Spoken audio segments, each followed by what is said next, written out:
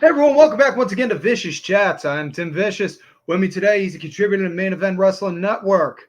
What, much like I work on, he's also a funny man, not to be confused with the funny man from Boondock Saints. And I can't believe I'm about to say this. He was actually a promoter for a thumb wrestling federation. Ladies and gentlemen, give it up for Green Circle, dude. How are you, man? Hi, I am doing okay. How are you? I'm good, man. So, this is becoming a little bit of a thing. I'm kind of I'm interested on with anyone that's from the network. How'd you get recruited in? Because, I don't know if you heard me and Alejandro talking. I was picking his brain on his recruitment story. Hmm. I mean, yeah, I trade Alejandro and I trade trading cards together, and so when he got, he knew I did comedy, and he told me that I should do the stuff, and I started doing the stuff, and then things got really crazy in my life, and I couldn't keep up with regular vlogs. So I started doing hard time style headlines. Um, haven't seen them get posted in a few weeks, so I don't know what my current status with the network is. But I do know that there's like 30 of them sitting in a Dropbox waiting to get posted. So I know some yeah. of the bosses, they're dealing with some family issues at the moment. Oh yeah, yeah, I Because, understand. yeah, because my rants from last week still haven't been put on the main channel feed. Gotcha, gotcha. Yeah, But yeah. No, I wasn't trying to call anybody out. I was just saying, like, I oh haven't yeah, seen them. yeah, I get that. I get So I you on was that, just, man. I just haven't bothered to message them to find out why they haven't been posting them either. Like, I could reach Oh out. yeah, like I said, I get you, and I don't want you thinking like, oh man, well, are they like just kind of like low key ignoring me, or am I not doing Oh right? no, No, no. I just want you to know because Yeah, I I don't can know if you easily. knew that info. Just wanted to pass that along to you. Oh no, it's good to know. Yeah, I mean, I wasn't trying to put anybody's personal stuff on blast. It was one of those things that until I was saying it out loud, I was like, oh yeah, I haven't actually seen those in a minute. So, yeah, Yeah, and yeah, I got but to yeah, give it to you, man. Your stuff is good. Your stuff oh is well, thank good. you. It's like, oh, it honestly, and this is a huge compliment. The way I'm saying this, it comes off like if I was seeing something from kayfabe news. Oh well, thank you, thank you. I Yeah, need to follow kayfabe news. I have not heard of them, so I will that definitely. it's basically like the Onion, but for wrestling. Oh, okay, so kind of like what I'm doing, the hard times, but for wrestling, which Yeah, and the hard times is the yeah, onion for punk. So I mean, yeah. yeah. Because what was it? Kayfabe News was reporting back when Brock Lesnar was Universal Champ. Brock Lesnar was out defending the title out in the Andromeda Galaxy because he's the Universal Champion. He has to defend it across the universe. Yeah, no, absolutely. No, that's cool. I'll definitely check them out. I, of course, love comedy, and we are wrestling fans in this house. So, my wife does art and stuff, does a lot of, she did a really cool picture of Seth Rollins I'm looking at right now, and she did another cool one. She doesn't really show it off that much because it was really a moment in time, but she did a Tom and Nick Mysterio. Um, one where it was like him as a face and him as a heel, and but he doesn't even look like that anymore. He looks like Dirty Dom. So Yeah, he's looking more and more like his old man every day. Eddie, I the love you, yeah, man. yeah. That's so. Well, as far as comedy goes, man, I got to give it to you because I can't say I've ever tried. I'm dipping my toes small little bits with doing some shorts on my personal YouTube page with comedy. But I also got a really weird sense of humor where it's like dry, sarcastic, and slapstick all rolled into one. Okay. Where I'll just put out something and it sounds very dry, like an after school special. Remember, So yeah, folks, Bob Newhart there slipping are on a banana peel. 27. What's up? Bob Newhart slipping on a banana peel. Gotcha. Yeah. Yeah. Be like, remember, folks, there are 27 bones in the human hand, 28 if you're lonely on a Friday. Until next Gotcha. time. Yeah, I'll do jokes like that on there. But Nice. Nice. Yeah, so like how do you get your ideas for the jokes? Because I know how my thought process is. It's I just sit there and I'll walk and I'll just talk to myself until something pops in my head, and if it makes me chuckle, then I'm like, all right, if it makes me laugh, I know other crazies that dig that humor are like it too. Back when I used to be a stand-up, I mean, that's pretty much it. You wait for an idea to come, and then you develop that idea, just like any other writing. It's just you're focused more on the humor than the storytelling, because like even storytelling comedy um, is a story about the joke. So even if you're doing a joke that is a story, you still have to make the story in service of the joke. So some people who do the one-liners, like I started off first 7 years of my life, I'd say I pretty much was someone who comparable to an okay copy of Mitch Hedberg. Like I wasn't doing anything better than he did, and he already did his thing. So what I was doing was not necessary. But the one-liners are very much like, oh, those are usually pretty fully formed. Like what you just said, like the 27 bones in the human hand. Like you hear a thing, 27 bones in the human hand. Oh yeah, penis. Haha. And then you put those together, and then you say that, and those one-liners are usually pretty fully formed. But when you do stuff like longer story jokes, there is like a lot of sitting down and developing and figuring out, because there's also word economy you have to worry about. You don't want to lose people, because like me off the cuff, as you're hearing me, I'm quite verbose. I tend to talk a lot, lose people when I'm when I'm going on and on and on. But on stage, you don't want to do that. On stage, you want to make sure your word economy is very, very small. So you build that a lot. As far as like what I do for the network, like the headlines and stuff, like those are more like one-liners that I just have to knock down the word economy for the space of that individual pictures. For those of you who haven't seen what I do, if you are not familiar with like what the Hard Times does, it is I do a headline, and then I do a fake quote from an article, and then I do a picture that I like Liv Morgan being three Margot Robbies in a trench coat. Like I will do like a picture that I graphic design to make it look like a joke, and then I post it. So like there's certain word economy that I have to worry about there. Like I can't have the quote be considerably longer than the headline. Like stuff like that. Yeah, I Those kind get of things that. that just come from years of doing it, and just figuring that stuff out.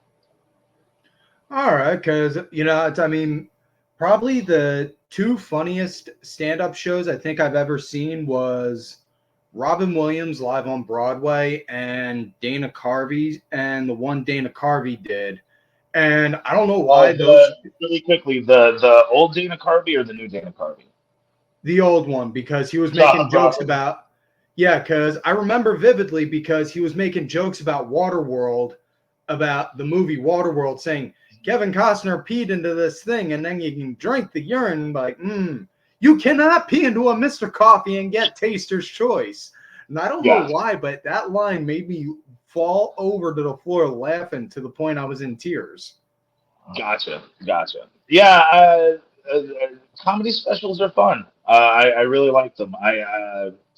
I wish I had had a chance to do one. I tried to do a couple of my own way before I should have, and I think some of them are out there somewhere. But yeah, having those whole fully formed things that are just like that particular, because there's like I'm trying to think of like some eternally good ones, like any of the first three John Mulaney ones before he went to rehab. Um, you've got your not Paula Tompkins' first one, but everything between his first one where he's drinking on stage and crying while driving are all just like Freak Wharf. Are you kidding me? Oh my God. Go if you don't know Yeah. Paul F. Tompkins, go listen to Freak Wars. That is an album. And I definitely I like Chris Titus. I've did you ever watch his old show when it was on TV? Whose old show? Chris Titus. No, I don't. I don't believe I have. He based Oh, his Chris show. Titus. Titus, Yeah. yes, the one where, yes, the one where we all should have known about the cry for help that it was. Yes, I do. I do. I am familiar. I actually have one of those on VHS taped off TV. It was the one with Okay. David Hyde Pierce, where he was a promotional speaker, and boy, Titus's dad did not like how the promotional, motivational. Don't know where promotional came from. Motivational speaker, and boy, his dad did not like how Mandy Pandy, the motivational speaker, was being. And yeah, I watched his stand up that the series was based on. And dude, that was funny as hell because I couldn't help but think, my God, that's pretty much how my family was. Because you heard him tell the story about on how when he was a. Do you ever hear him tell the story about on how he stuck a penny in an electric outlet when he was like 5? No, no. Well, he was doing that, and his mom went to go stop him, and his dad was like, "Whoa, whoa, whoa, hold on, go on, son." That happened to me. That was literally me at like 5 years old. I was going to do that. My mom's like, "Tim, no." My dad was like, "Whoa, whoa, whoa, hold on, Kyle. Go on, son." Yeah, bet that hurt, huh? Don't worry, your eyebrows will grow back. There you That was go. my dad. Well, good. Did they grow back? What's up? Did they grow back? Your eyebrows? Oh yeah. What? They never were gone to begin with. My dad was just saying that to mess with me because after he did that, I was like, "Wait, are they gone?" No, not really. I just got to fuck with you. Don't be stupid like that again, okay? Okay. Yeah, yeah. That was it. That was an infamous line. Don't be stupid. That was an infamous line in our house. Don't be stupid. Gotcha. Okay. Okay. Yeah. Yeah. I didn't. I have friends in the comedy world who that is their upbringing. That is a common upbringing in comedy. But there are some people, like I'm one of those people who, I'm not going to say there's no dysfunction in my family, but like whenever I compare my family to any of my other friends who have stories like yours, it's like, no, my mom loves me, my dad loves me, they're all supportive. Like, nothing. No, that I just kind of I just really fell in love with comedy, and it's something I desperately wanted to do. And I just sat down and decided to become good at it. It was having Comedy Central when my parents divorced, having Comedy Central was the one thing that I really connected with my dad on, like at his house, because my mom didn't have Comedy Central. So it was watching all those old like A-list and short attention span theater and I have so many more that I'm not thinking of off the top of my head. Like that, I got to pull out that knowledge when I was a radio host, and I got to interview a lot of comedians that were coming through Springfield, Missouri, and I got to pull out some people. I was like, hey, I saw you when I was a kid on short attention span theater or whatever. Let the whole thing out. That was pretty fun. You don't usually get to meet your heroes from when you were a kid. So, Yeah, I get that. No, it's all good, man. Trust me. Dude, I'm Irish. Trust me. One thing we can do, we can ramble and tell stories all day long. Got it. I wanted to ask you, I know you were saying you were trying to do shows before. Like, how's the process go with planning out a show like that? Because that's always been curious to me. Like, how do you plan out a stand-up show? I mean, honestly, the answer is as different for everybody as that person's style is to themselves. I mean, it's really hard to tell you specifically, here's what you gotta do. I'll tell you what I would do. So most of when you're a stand-up, you're mostly doing, unless you're like somebody like John Mulaney or the people who get to just pop in at the improv or whatever, like unless you're like that level, you're doing 5 to 7 minutes at a time. And what you're trying to do is take those 5 to 7 minutes and make those as cohesive a bit as possible. Then you take each individual, and once again, I'm saying this is what I do. I'm saying you, but I mean me. Then I take each 5 to 7 minute chunk that is cohesive as possible, and then I start cramming them together. I kind of see, well, if I take out this part over here and put it in this joke, will this still work? And then that kind of tells me what flows into what, and then I can take those 5 to 7 minute chunks. Suddenly, I've got a 20-minute chunk, which is usually the next, like from 5 to 7 to 20 is usually the jump, and then from 20 to an hour, which an hour is usually about 50 minutes. You make those jumps by taking those chunks. I do, at least, and taking those chunks, cramming them together in a way that lets, almost like a grilled cheese sandwich where you got like a dozen different kinds of cheese. Like you just cram them together and then you pull it apart and then you see what color your cheese is. And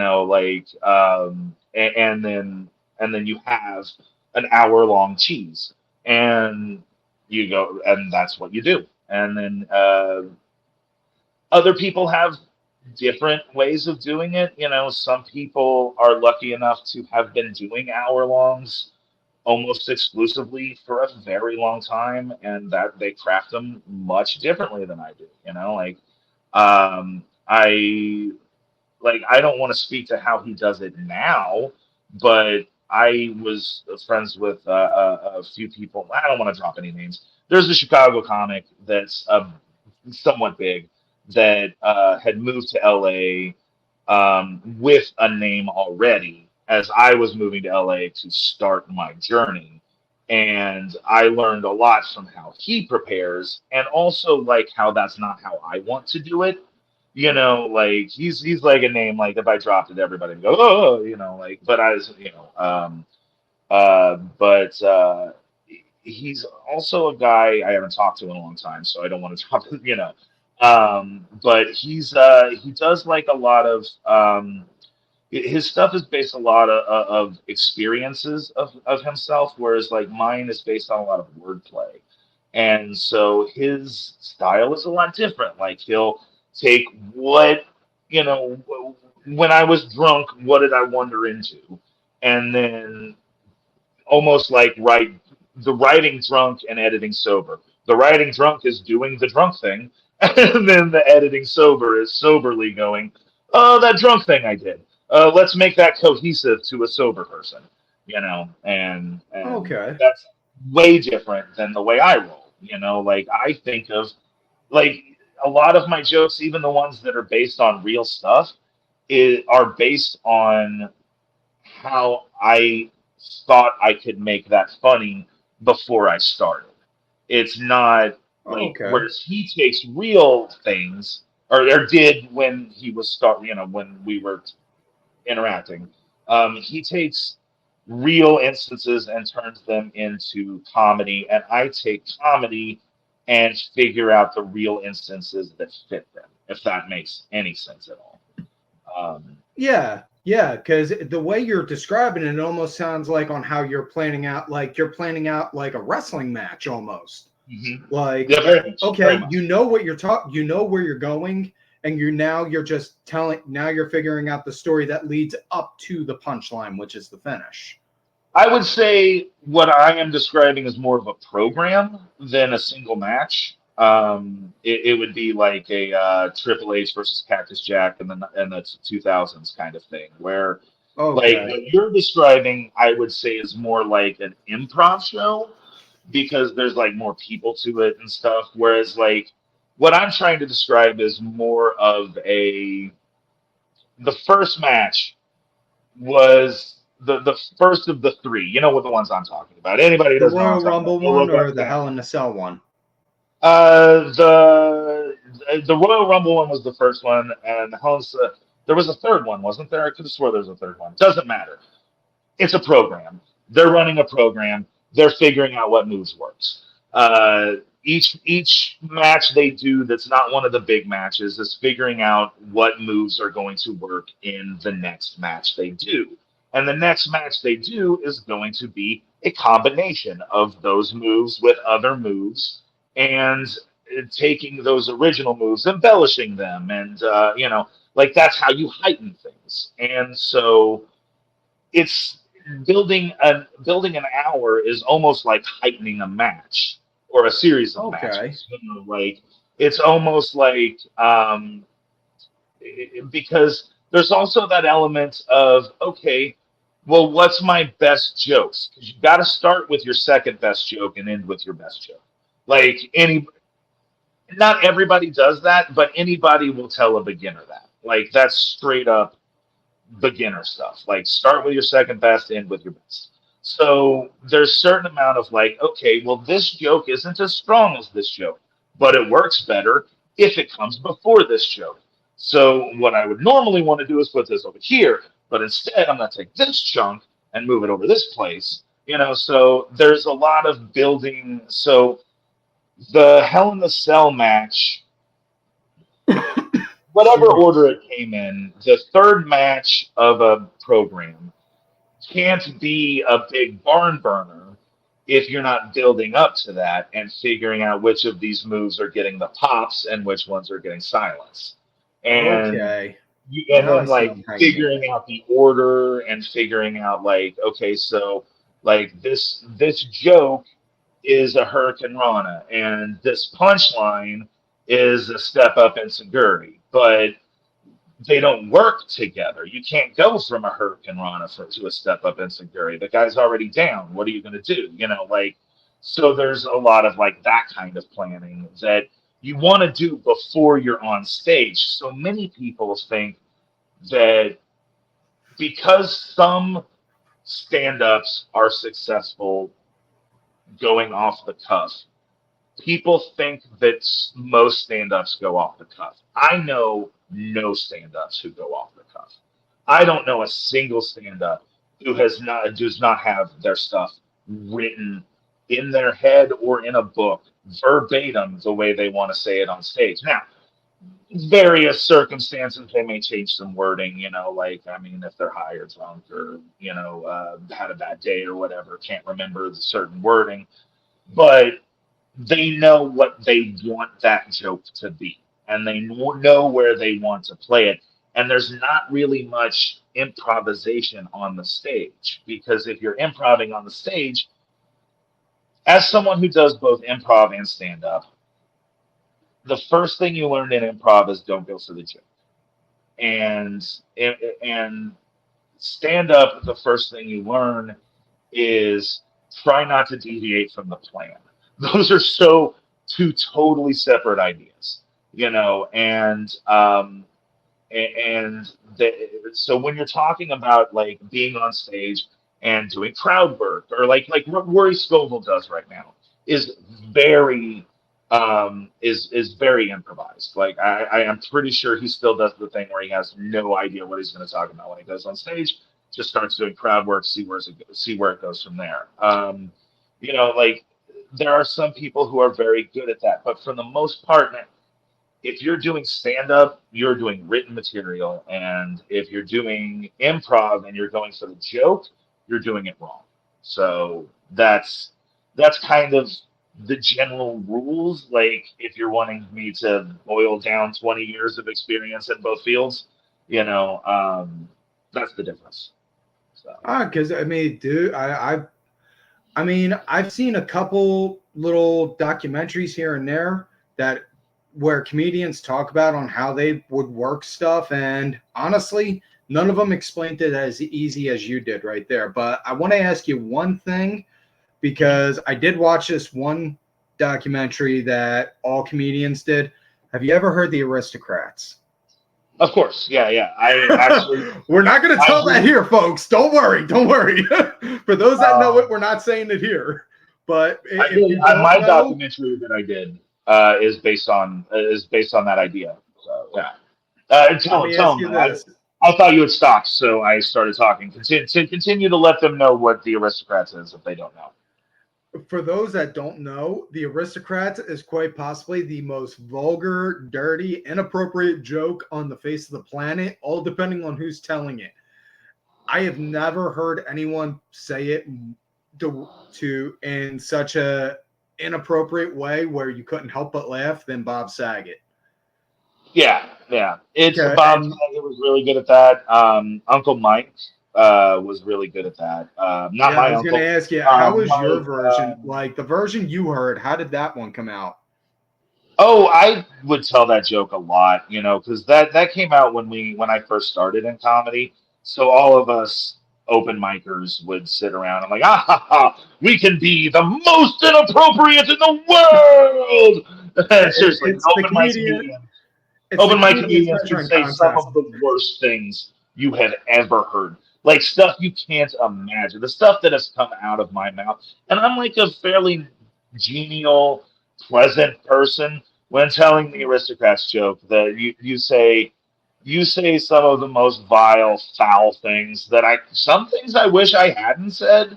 Because like when you're in a group of just comedians, um, sometimes some very bad things come out of your mouth, and everybody's like, "Yay, bad things!" And you're like, "Okay, I feel less bad about saying the bad thing, but yeah, the purpose of the joke is never to tell on stage; it's to tell other comedians and Yeah, make them laugh. So try and get a I mean, peep pop out of the boys. exactly.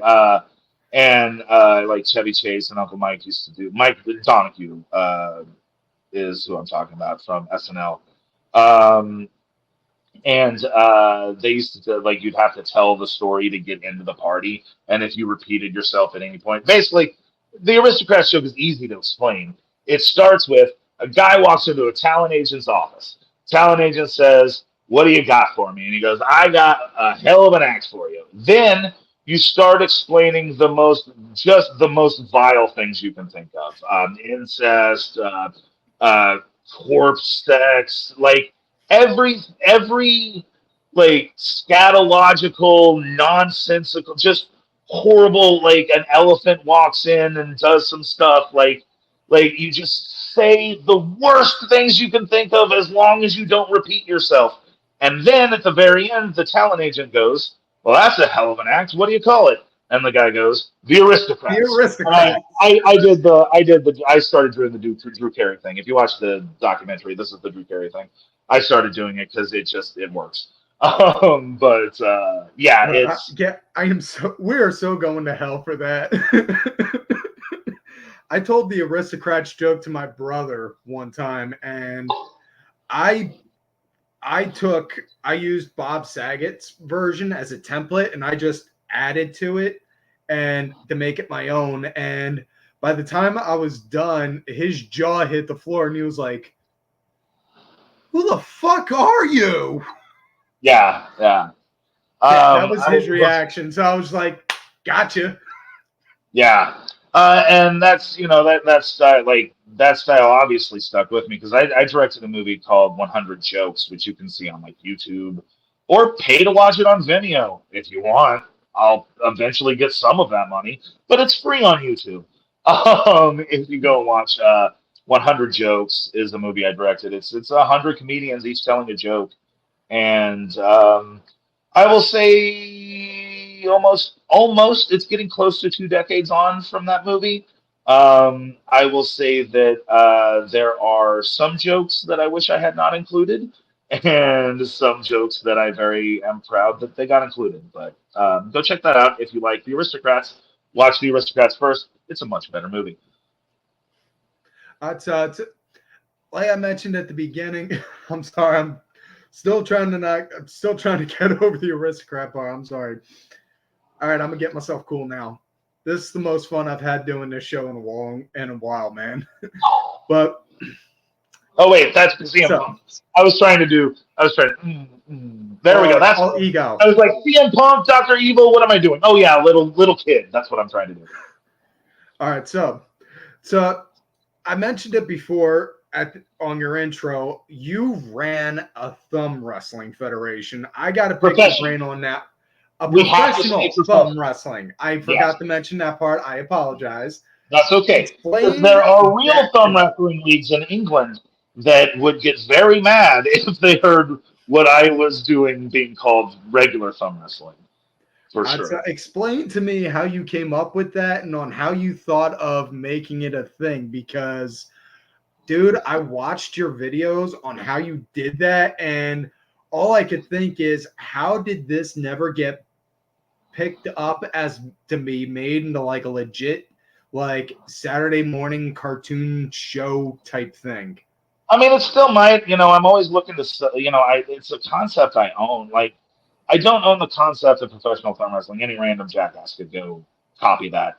That idea, but it it is like it is something that I have put out that no one else has put out. So if someone else puts it out, then it'll always be, oh yeah, did you see this other guy did this thing you did before? So it always is going to be kind of tied to me, and it's always going to be something I want to sell. The main reason we stopped was because we just we started putting too much work into it to not get the money back, and we were like putting a lot of effort and not getting views or money. And that started, you know how it goes, like Yeah. working for those views. Like when we were having fun, it was fun, but then it went for 2.5 years, and eventually something's got to turn into a business, or people got to start watching. And so we kind of stopped doing it. But anyway, for those people who don't know, I just kind of rambled on about it because you asked me how it works. Professional thumb wrestling is the concept was we called our federation NDWAThumbs. If I were to do it over again, I would not make it a complicated name. I would just call it professional thumb wrestling. But the idea Thumb is wrestling rampage. right. And so it's like the idea is that it's everything wrestling is, everything professional wrestling is. Like we were a we were a pre-recorded, edited together product. We did live stuff, but very rarely. Like it was only to promote our online stuff. So we were we shot it all, edited it all, made it look real good. By the time we were done, some of our stuff looked real good, and so it is everything professional wrestling is, except it's out of shape people. And when they get in the ring, they lock thumbs and pretend to thumb wrestle. Like, oh, I'm sorry if I broke kayfabe. We're pretending. But it's very much like anytime you watch a documentary about, like, if you watch that documentary about Paul Heyman, My Name is Paul Heyman, that came out I shortly love before he that came one. back. What's that? I love that. I love that Yeah, doc. it's such a great one. And the description of him running ECW was very similar to how I ran NDWA. It was a lot of like, okay, who showed up today? Like we had plans, but because I wasn't paying anybody, it wasn't like, oh, hey, you didn't show up this week. Consequences. Yeah, Like I it get just that. that. I did backyard wrestling from the time I was 12 and until I was 27. I never once thought about making money off of it. I think the most Yeah. I ever made was $100, and that was because people were actually wanting to pay one time, and I was like one of 5 people that said, "Hey, are we getting any kind of a cut?" And they had like maybe 500, and they're like, "Do here, you asked, don't tell anyone, all right?" Shit, Right okay. on. Nice. Yeah, well, so basically, to answer your question, how I came up with the idea, I had invented a card game, Captain Asshole. You can still find it online. It was a successful Kickstarter, but it was one of those things that I did because I had free time, not because I had the passion for it. So, like, I really enjoy the game. I'm a big fan of the game. But really, the only people who played it after the Kickstarter were my group of friends who hung out in this bar. So I don't drink. I stopped drinking quite a while ago. Wasn't an alcoholic, just stopped liking getting drunk. So I would hang out with my drinking friends at this bar and play Captain Asshole. So my not drunk brain would be waiting for all of the drunk people to filter in and play the game with me. And we were at this bar. I'm having a hard time remembering what it was called when we were there, but I remember it as the High Life. And it's in Springfield, Missouri. And it had this stage that had walls around it that almost like a honky tonk, almost like a honky tonk stage. Yeah. And I looked at it and I was like, that would make a great wrestling ring for like a comedy wrestling thing. And then my brain just started going, like, what would be a comedy wrestling thing? What would, this, that, or the other? And then, so I came up with a live show. That was the thing that I eventually made. But then I was like, live show's never going to work. Springfield, Missouri, nobody supports live shows. That's just a fact. If you're in Springfield and disagree with me, go to a live show, prove me wrong. So I knew that wasn't going to work, and I had an improv group that still have the improv group, but we're all in different cities now, called Johnny Longbones. And so I got those two guys to be the first two wrestlers, and I got some cats I knew from the bar who were good at hosting and had been one of them had been on the radio before, same radio station I was on at the time. And so I got them to be commentators, and then we just filmed a sketch. And it wasn't like I like you'll attest to this. When I tell people to watch thumb wrestling, I do not start at the first episode. It No. was it was a it was a dumb little fun thing that we started doing that was good enough. Like it was good enough, and it was never supposed to be anything more than that one little thing. And then people started saying, "Hey, I really want to do that. Looks so fun. I want to do that. Can I do that?" And so I was like, finally, I made another episode, and then more people were like, "Hey, I really like that. I want to do that." So you'll notice, like, if you start from the beginning, the first episode is just like new character after new character after new character, just because so many people were wanting to get down on it. And then yeah, like I've got a production background. Several of the other thumb wrestlers had a production background. Eventually we started putting that to what we were doing. Started making it look better. Ditched the table. Like we used a table for the first season, and then we did a backyard pay-per-view, which I sent to you, and that was the first time we didn't use a table. And we were like, "Oh, hey, look at how much fun and better this is when we're not sitting at a table." And so we stopped using a table, and we were filming at the time at an arts council, and they had these art boards. So we just made a makeshift ring with these art boards, and we had the cameraman inside filming us shuffling around. And finally, and then eventually we realized we shouldn't do the commentary live. We should record it afterward because it's very hard to edit with the commentary on both cameras. And and then COVID hit, and we started doing Zoom shows. And then once it became okay to hang out outside, I had just moved into a place with a large backyard, so suddenly it became a backyard wrestling thing. And then winter in Missouri hit, and then we couldn't be in the backyard anymore. So we had some sponsors. We found more sponsors. We were able to get the Riff at Classic Rock Coffee there in Springfield to let us film on their stage. Like production just kept getting better and better and better. And the way we did it was always fun. Like even when it was a chore to get around, and because like by the time we were at the Riff, I had the ring at my house and had to transfer the ring to the Riff every time we'd record, and we record once a month. And even when it was a chore, it was so fun.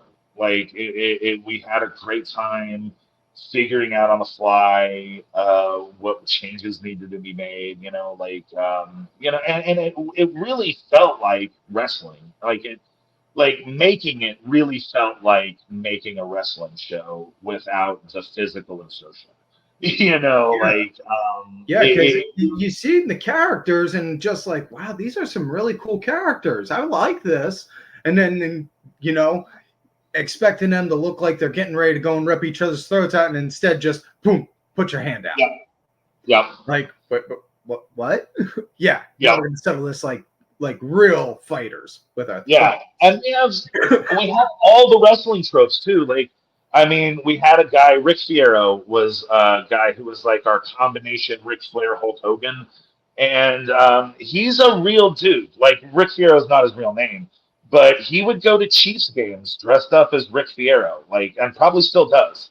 Like, that's a thing that he did, and he got word of what we did and wanted to join. You know, so suddenly we had a pre-established character in our midst. You know, we had I remember specifically during none of us were watching wrestling during the Fiend storyline.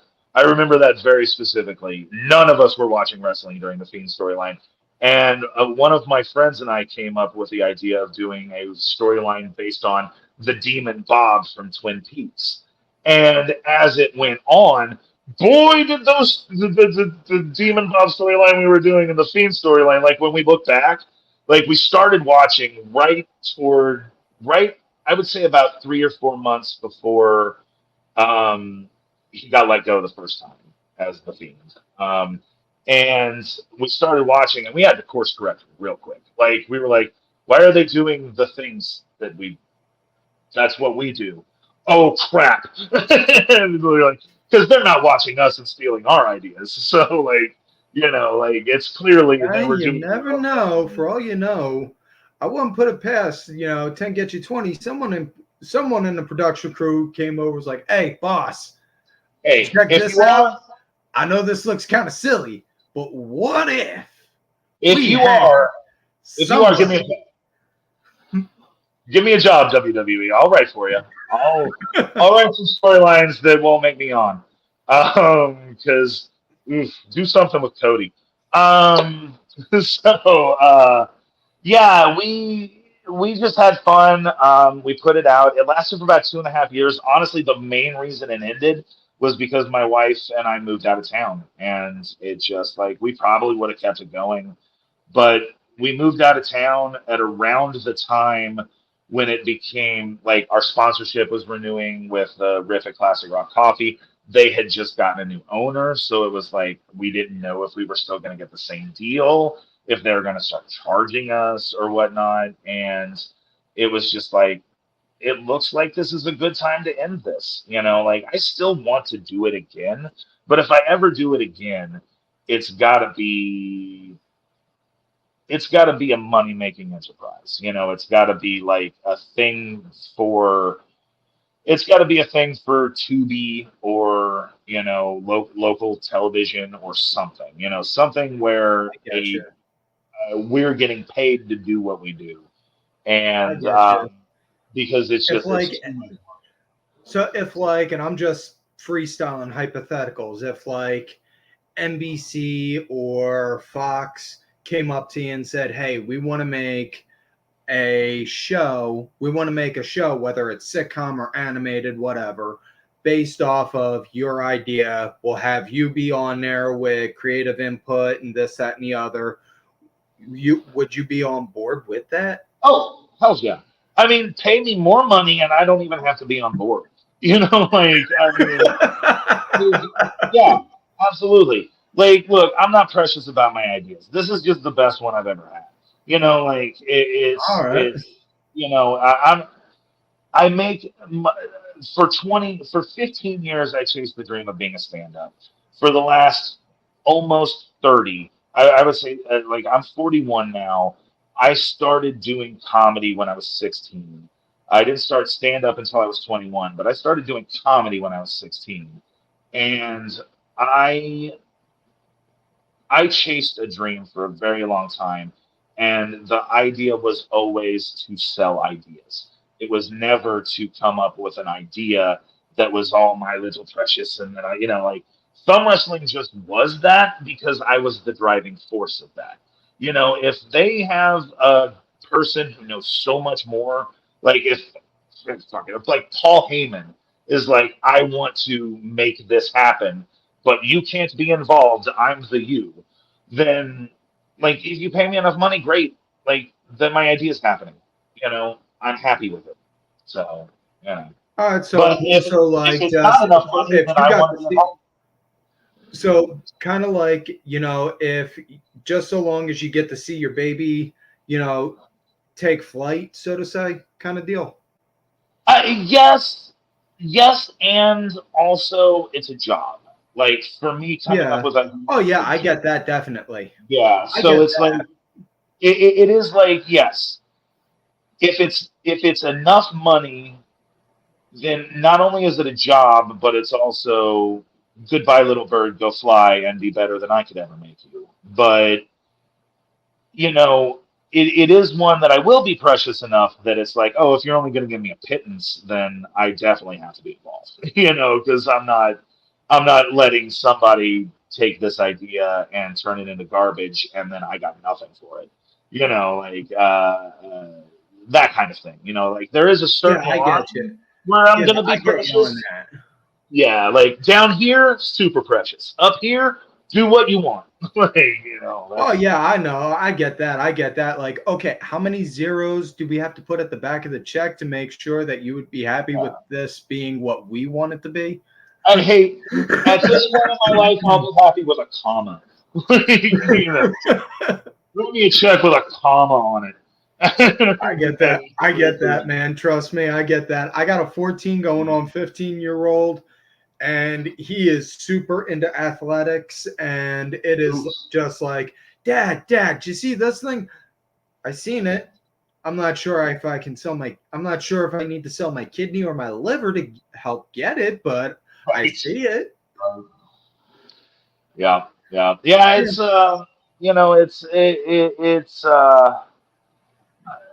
as far as like this specific idea, there are other ideas I'll be way more precious about because I'm like, I've got some ideas that I'm like, there's no way anyone else is going to be able to make any money off of this. So I'm just going to be precious about it. But thumb wrestling is one that like, it's almost like I had a hard time promoting it when I was doing it because I didn't want to reveal enough about what we were doing that other people could just copy it because it is like that's not a copyrightable idea.